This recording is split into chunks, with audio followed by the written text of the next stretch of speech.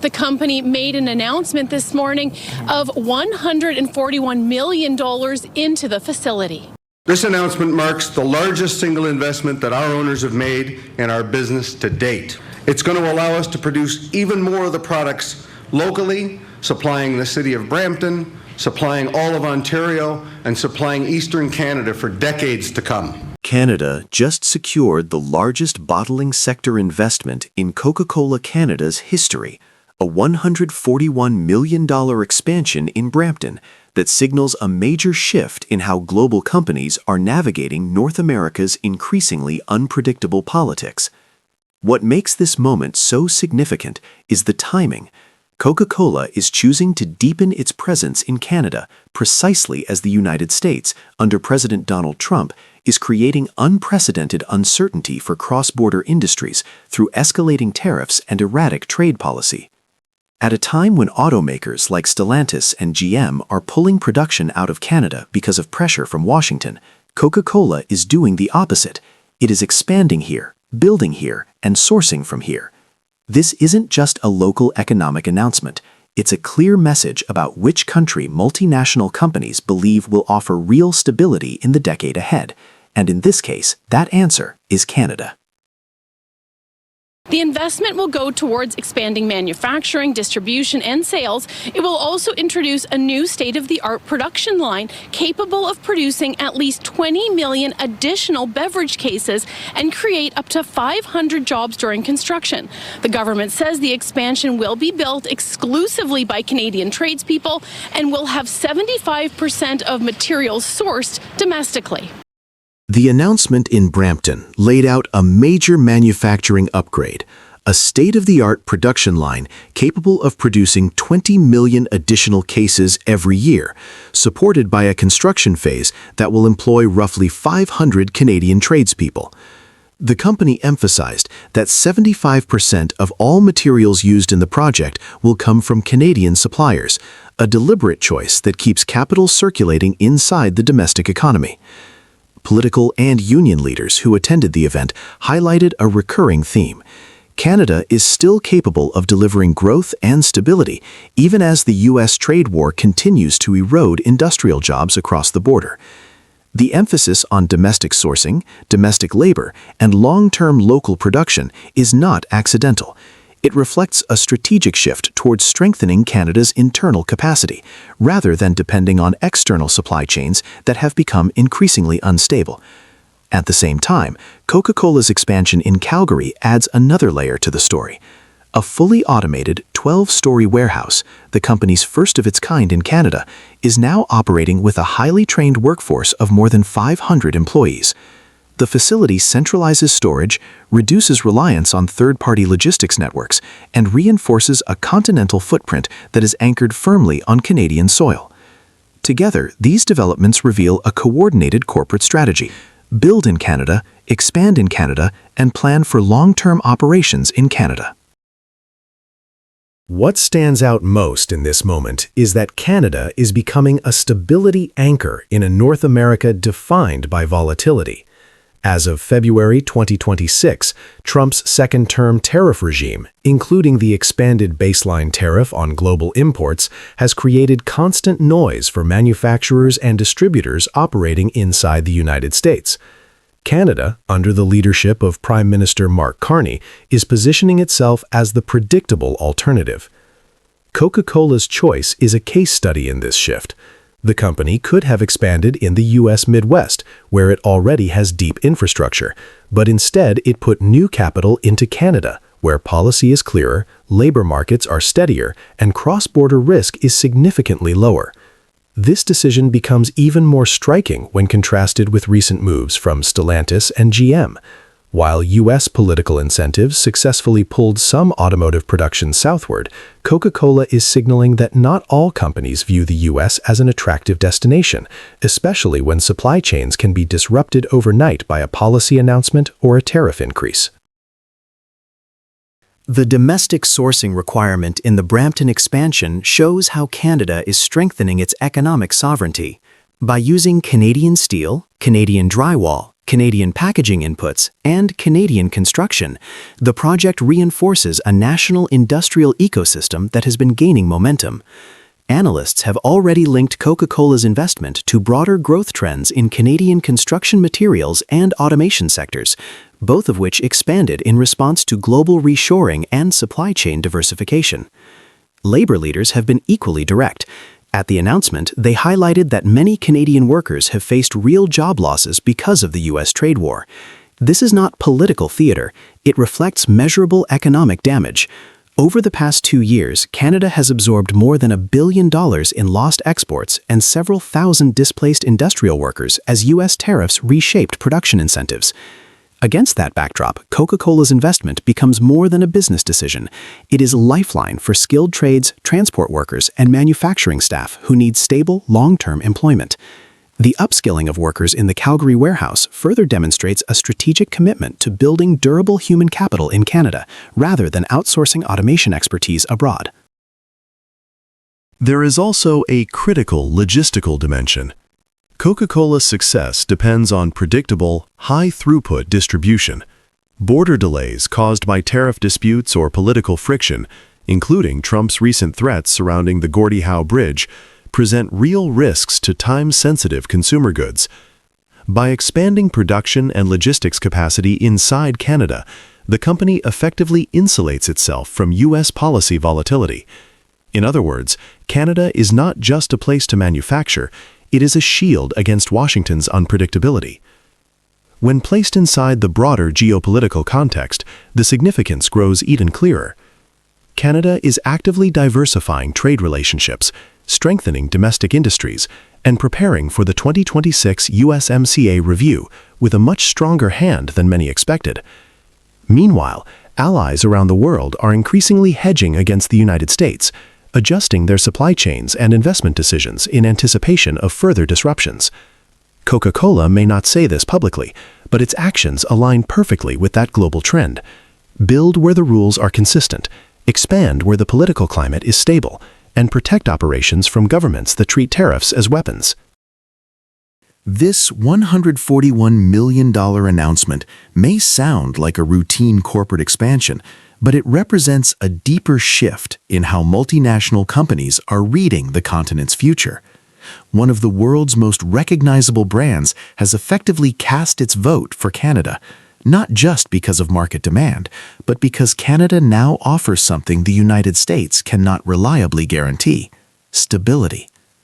As production grows in Brampton and automation ramps up in Calgary, Canada gains more than jobs and infrastructure. It gains strategic leverage, industrial confidence, and a narrative that directly pushes back against the idea that Canada is losing ground in North America. In fact, the opposite is happening. When companies with global reach decide that Canada is the safer bet, that choice reshapes the balance of economic power. And with the USMCA review approaching, the real question is simple. If Coca-Cola is already moving this way, how many more companies are preparing to quietly follow? This is our moment to define our next century. I am 100% confident that this budget is the right budget for this country at this moment. This is not a game. The speed, scope, and scale of change that we're witnessing in Canada and around the world is quite unprecedented. That's why we need a strong response. In Ottawa, the House of Commons fell silent. Cameras focused on Prime Minister Mark Carney as he rose to deliver his first national budget. There was no applause, no laughter, just quiet expectation. For weeks, headlines had questioned whether he could handle the pressure, whether his economic vision was too ambitious for a country caught between inflation worries and Donald Trump's tariffs. When he spoke, his voice was steady. This wasn't just a financial plan. It was the moment Canada decided what kind of nation it wanted to be in a world ruled by trade wars and uncertainty. This budget wasn't about political survival. It was about economic transformation. Carney called it a budget for the next century, and for many Canadians, it marked the start of something much bigger, a turning point in how Canada would stand on its own even as its largest trading partner turned protectionist. Before the budget day, the skepticism was intense. An Ipsos poll for Global News showed that 70% of Canadians believed the government should maintain a balanced budget. Another 42% wanted help with everyday expenses, while 32% prioritized lower income taxes. Only 1 in 4 cared about countering U.S. tariffs. Carney's opponents painted him as out of touch, accusing him of ignoring affordability and pushing Canada toward higher deficits. Yet he refused to back down.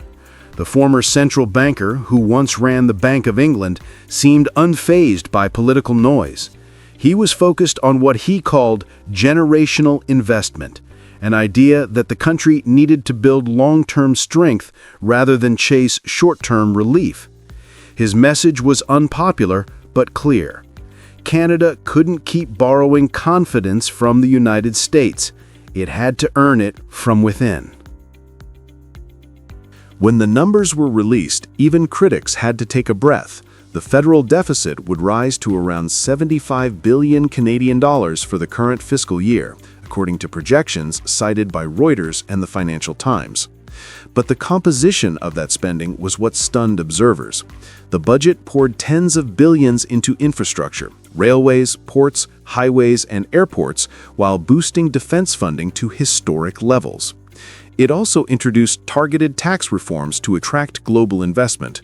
Companies could now write off capital assets more quickly, a move inspired by U.S. tax policy, but tailored to Canadian industries. At the same time, Carney ordered a major spending review, cutting or phasing out programs that had ballooned over the last decade. One example was the government's 2 billion trees program, which would stop halfway through. These savings would help fund what he called a pivot economy, one focused on innovation, logistics, and energy security. It was a mix of restraint and ambition, a blueprint that aimed to rebuild Canada's economic engine while keeping its fiscal credibility intact. The deeper message of the budget was not about numbers, but about strategy. Carney understood that Canada could not fight tariffs with more tariffs. Instead, he chose to fight with competitiveness. By investing in national infrastructure, modern manufacturing, and defense, Canada positioned itself as a reliable base for global supply chains that no longer trusted the volatility south of the border. The new tax structure made it easier for foreign investors to commit capital in Canada, just as American politics grew unpredictable. This approach quietly shifted Canada's role in the global trade war. Instead of reacting to Trump's pressure, Carney created the conditions to make Canada stronger without confrontation. The Financial Times called it a generational bet on national resilience.